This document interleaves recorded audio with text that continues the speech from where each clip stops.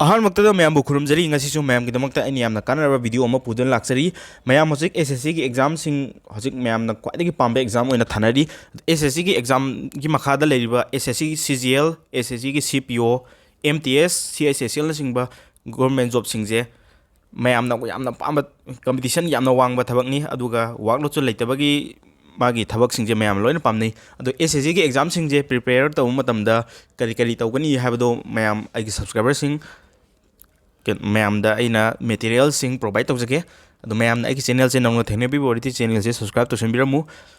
ma'am SSC CGL हाइजे SSC की ओना ख्वाइदगी चावबा थबकनी ग्रेजुएट पोस्टनी अदुगा मथंगदा एसएससी सीपीओ हाइबसिजु दिल्ली पुलिस एसआई अमदी सीएपीएफ ता लेबा आईटीबीपी सीआरपीएफ ना सिंगबा सीएपीएफ ता लेबा पोस्ट मखल सिंगी एसआई अमदी एएसआई की पोस्ट सिदगी लौदोइनी अदुगा एसएससी की स्टाफ सिलेक्शन कमीशन ना डिपार्टमेंट वाइज ता क्लार्क अमदी डाटा एंट्री ऑपरेटर की पोस्ट की ओइना एसएससी सीएसएसएल लाइना 12 पास की पोस्ट निसिना अदुगा 10 पास की ओनली रिटर्न तंग तौरगा खनगदबा पोस्ट लैरी असिजना एसएससी की एमटीएस नि मरोइना एसएससी की थबक सिंग असिदा हंगिबा एग्जाम सिलेबस सि मैथ्स इंग्लिश रीजनिंग अमदी जीके नि अदुगा मैम कोचिंग क्राइद यावदिनो खंगदबना सिंगबा अदुगा ऑनलाइन यावदरा ऑफलाइन यावदरा मणिपुर दा कोचिंग कायदा अफब लई हाइमना चिंगबा मैम सममनबा मैम लेरमगनी अदुगी सममनबदो आई मेटेरियल्स पिजगे पानबा मैम दा हदी ममिंग चलबा ओजा सिंगना ताकबा वीडियो सिंग काय फंगनी हाइमना चिंगबा मैम दा अदुगा जीके जे कायदि पागनी करंबा जीके पारगा एग्जाम दे याम सनगनी हाइमना चिंगबा पाबदा नुंगाइबा यूट्यूब चैनल ओरसु मैम दा आई सब्सक्राइबर सिंग योंदे आई रिकमेंड तौजगे अदुगा मैम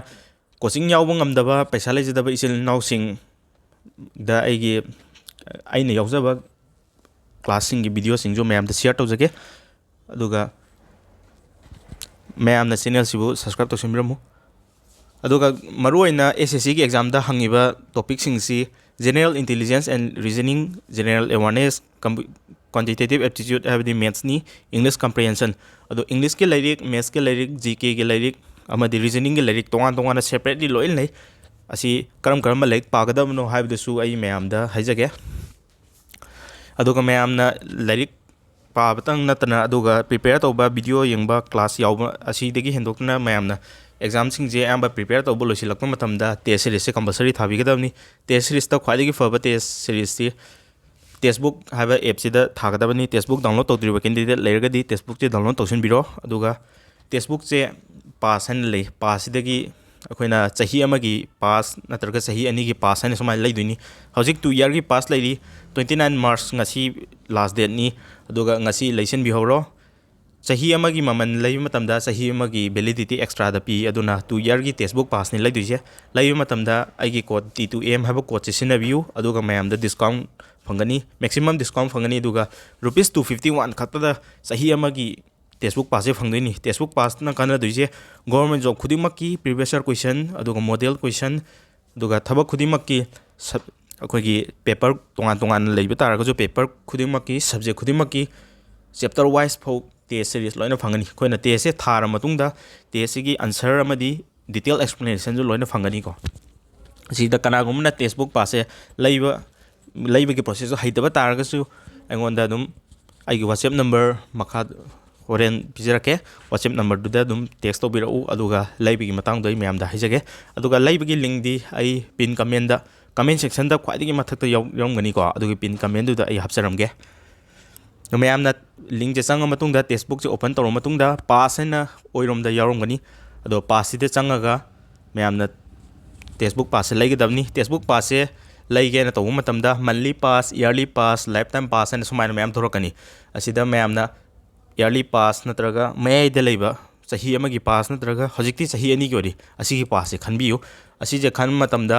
राइट टॉप कॉर्नर दा एप्लाई कूपन है यावने एप्लाई कूपन जिदे चंगगा मैम ना T2M हाइबा कोड से सिनबियु अदुगा मैम दा अहोंग ममंदा फंगदोइनी टेस्टबुक पास सी अदुगा मैम ना गवर्नमेंट एग्जाम मरकता ख्वाइदगी हजिक सिलेबस लुबसी मैथ्स का जीके गनी अदु मैथ्स से लुई हाबदो मैम मैथ्स की लाइरिक ख्वाइदगी फबा लाइरिक तो मैम दा फ्री दा पिजरगे अदुगा आई रूल खरदी थम्मे मैम ना support तौबिनबगी दमकता अदुगा अहामदा leirik che phangge haba taragadi ai gi subscriber ogidabani aduga adom gi isenlaw sing government job pamjaba CSL aduga maru mapang singda tara muktang subscribe to holo aduga mogi screenshot thabiro aduga mayamda aina nijai sidi support angni aduga mayamda material sing bijage habani du mayam punna sogotpio aduga SSC gi exam sing gi leirik sing pull-up oina learning ba leiba haitare SSC gi maths ki leirik dongana maths ju advanced math arithmetic advanced and tonga lawen khadoi general intelligence reasoning aduga GK gi leirik English ki leirik taju khwaidagi phaba English ki leirik che karamano habdu ai angonda loina PDF ane lei aduga SSC constable gi leirik kamai tobono aduga SSC gi maths sing je writer tonga ba makhal mayam lei ko aduga arithmetic ta adi short tricks ngata yawa angka hotpa je hanagi khoi gi class 10 fogi level da holakpa sang na iraga hotpa do government job kuma competitive exam gumda adu maina hotlagadi nangoi ko aduna fast yam thuna hotma ngamnabagi damakta tricks amadi tips sing mayam sinaraga hotkadaba niyom sing yawa leirik sing ju mayam engoda lei aduga hojikti SSC ki exam sida computer awareness na computer ge mari lainaba question sing ju mayam hangi aduna computer awareness ki leirik su mayam da pijage ado mayam na sigi PDF sing je phangge haba taragadi mayam aigi WhatsApp number 7005967084 jida text to biro aduga mayam leirik sing je kamaina phangani hado mayam da hijage aduga mayam da maruina ngasi video semjare isi mayam class sing yawba ngamdaba coaching sing Manipur da su dum hongabada lising tronga tru lising kun ma kuntra sumaina aduga Delhi gumada coaching yawgi haba taragadi maman ayograni 50,000 1 lakh dumaina coaching ama yaw matamda changiba paisa ji mayam yame du online dena khara hongi adu online jida yawbada khoi de nungai je kamaina nungai dino ha matamda isagi personal PC computer na chingba laptop kumba leibjina khwaidagi base ore natragana tablet hadi phone de yengbaje phone gi screen de pic banina class yawbada nungai tabe ore du na tablet kumba natraga Chromebook na chingba adumba leiraga class yawbuji ai ado class yaw matamda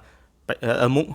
course yamna phaba course sing di maman amuk mayam de hena tange ko adona course sing je mayam aine course yaw bosing oja phaba sing gi course yaw ri aiju asi gi course ki video sing je mayam da ahong ma thazarake hadi mayam da hadi piriba course se yaw matam da akoina pay tawkadurba paisa do adu do pay do yaw dre aduna mayam aina video sing je khangal laga thabagi adumbagi awaman tang oina mayam gi ona yenga pijage aduga subscriber sing mayam na channel sibu subscribe to simbiro aduga government job mari lenaba sing update sing agi channel sida phanganjage mayam SSC gi exam si competition yam wangi aduga Manipur masa sing ju mayam khale ko ado SSC exam je kari no pho khangdriba sing mayam do computer de exam je kamain thagani loina computer de exam thare ko hojikde computer mamang do phamaga exam je loin thanare duna exam je tha matam da akhoi je khara khuloi dirgadi computer da mouse pa ba hitam na chingba asum baje exam thabadi yamna bera kai ko aduna asum bagi prepare je to hoge haba taragadi textbook haba app se sida test series tang thabagi na te ko sida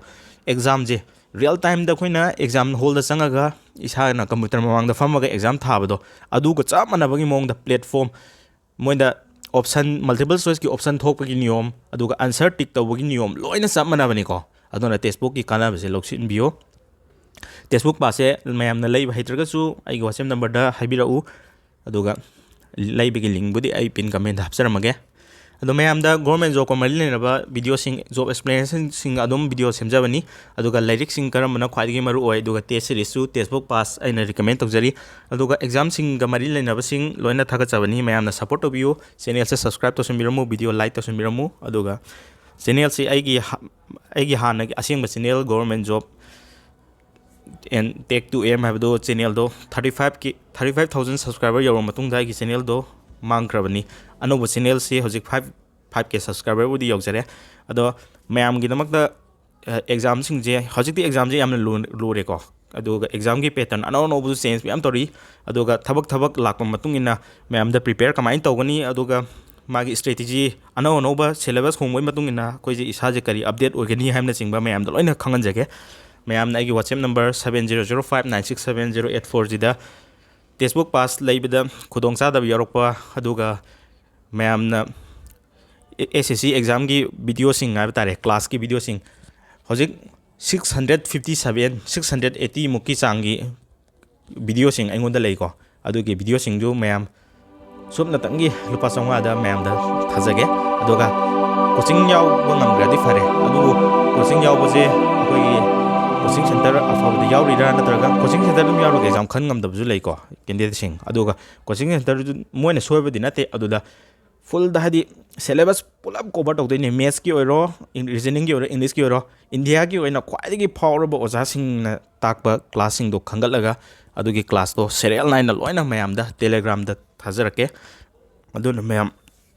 channel से subscribe तौसमियो ma'am की दमकता कानबा video सिंग ma'am दा exam की मरु ओइबा exam से कमाइना खनगदगे हाबदो ma'am अइंगोंदा लेबदो ma'am दो पिजगे ma'am ना support तौबियो मैम सब्सक्राइब तौसमिरो ngasi ge di ai matang sida video si tensin jage thank you